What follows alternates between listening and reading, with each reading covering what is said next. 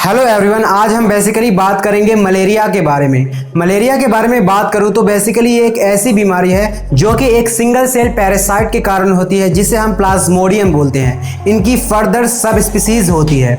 ये प्लाज्मोडियम आपके बॉडी में एंटर होता है मॉस्किटोज के काटने से। मलेरिया से बचने के लिए वर्ल्ड में सेवरल प्रिवेंटिव मेजर्स ले जा चुके हैं in form of drugs and several insecticides, and WHO ने तो उन बच्चों के लिए वैक्सीन भी रेकमेंड किया है जो कि रिस्की जोन में रहते हैं। तो चलिए अब बात करते हैं साइन एंड सिम्टम्स की। मलेरिया के सिम्टम्स की बात करें तो mostly headache, fever, vomiting, abdominal pain, muscles cramp, shivering, fast heart beat and cough recorded किया गया है। कुछ लोग जिनमें मलेरिया के रिपीटेड एपिसोड देखे गए हैं उन्हें मलेरियल अटैक कहते हैं। ये अटैक शुरू होता है high fever, chills and body shivering के साथ and back to normal temperature हो जाता है कुछ ही देरों में। मलेरिया की लक्षण की बात करें तो जब एक इन्फेक्टेड मॉस्किटो आपको बाइट करता है तभी आपके अंदर मलेरिया के सिम्टम्स आते हैं। अब बात करते हैं कारण के बारे में। कारणों की बात करें तो मलेरिया एक सिंगल सेल पैरासाइट के कारण होता है जिसे हम प्लाज्मोडियम कहते हैं। ये प्लाज्मोडियम आपके बॉडी में एंटर होता है मॉस्किटो के बाइट करने के। तो आपके दिमाग में एक क्वेश्चन आ रहा होगा कि हमें तो रात दिन मॉस्किटो बाइट करता है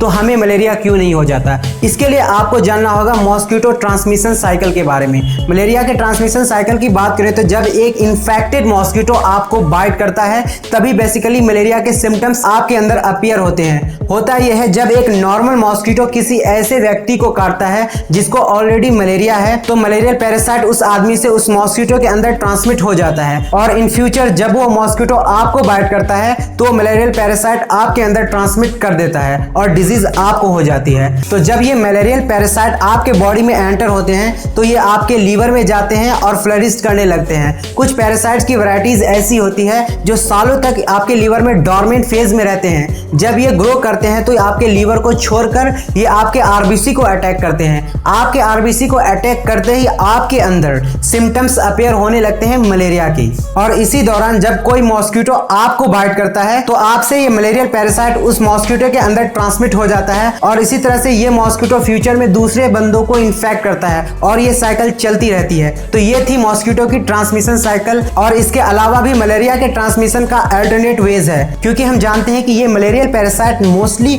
आपके आरबीसी को अटैक करते हैं। तो इसी कारण से जब कोई व्यक्ति किसी भी माध्यम से आपके ब्लड से एक्सपोज होगा तो उसे मलेरिया होने के चांसेस बहुत हाई होते हैं। फॉर एग्जाम्पल हम बात करते हैं एक प्रेग्नेंट वुमेन के अंदर एक अनबॉर्न बेबी हो, चाहे आपका ब्लड ट्रांसफ्यूजन हो रहा हो, चाहे निडल शेयरिंग करते वक्त ये डिजीज ट्रांसमिट होने के चांसेस क्वाइट हाई होते हैं। रिस्क फैक्टर्स की बात करें तो south Saharan Africa, south east Asia, Pacific island, central America and north east south America high Mullerian zone में कंसिडर किए जाते हैं। इसके अलावा बच्चे, बूढ़े, ट्रैवलर्स एंड प्रेग्नेंट वुमेन के अंदर क्वाइट सीवियर कॉम्प्लिकेशंस हो सकता है। मलेरिया की बात करें तो मलेरिया से अकेला 94% डेथ अफ्रीका से रिकॉर्डेड है। उनमें मोस्टली बच्चे आते हैं जिनकी एज 5 इयर्स से कम है। तो चलिए अब हम बात करते हैं कि मलेरिया के कारण डेथ कैसे होती है। तो जब ये पैरासाइट फिल्ड ब्लड आपके ब्रेन के स्मॉल ब्लड वेसल्स को ब्लॉक कर देते हैं तो क्वाइट हाई चांसेस होते हैं कि आप सीजर्स या कोमा के शिकार हो जाओ। इसके कारण आपकी डेथ हो सकती है। इसे हम सेरिब्रल मलेरिया कहते हैं। इसके अलावा किडनी, स्प्लीन, लीवर अगर ये डैमेज हो जाता है तो ऑर्गन फेलियर की वजह से आपकी जान जा सकती है। इसके अलावा मलेरिया की वजह से एनीमिया भी देखने को मिलता है, साथ ही hypoglycaemia.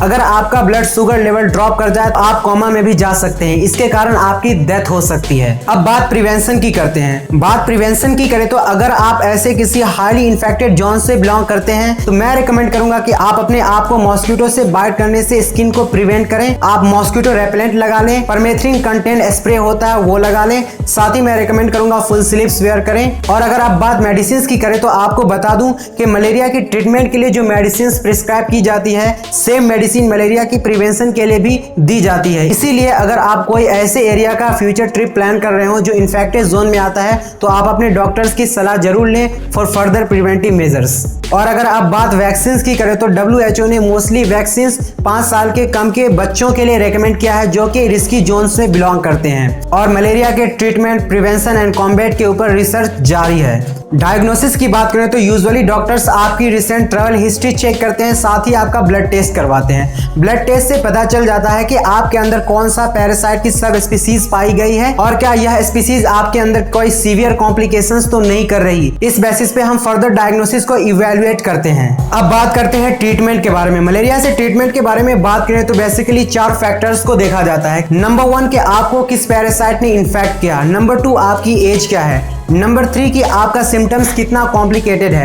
And number 4 whether you are pregnant और नॉट। इसके अलावा कुछ मेडिसिन प्रिस्क्राइब की जाती है जैसे कि क्लोरोक्विन फॉस्फेट, एसिटीज, atovaquone, proguanil and lastly quinine sulphate with doxycycline. तो ये कुछ मेडिसिन है जो मलेरिया के ट्रीटमेंट के लिए डॉक्टर्स आपको रेकमेंड करते हैं। So basically that was for today's video. Hope you enjoyed the video. If you indeed like the video, don't forget to hit the like button and share it and subscribe it, and see you next video. Till then stay safe and stay tuned.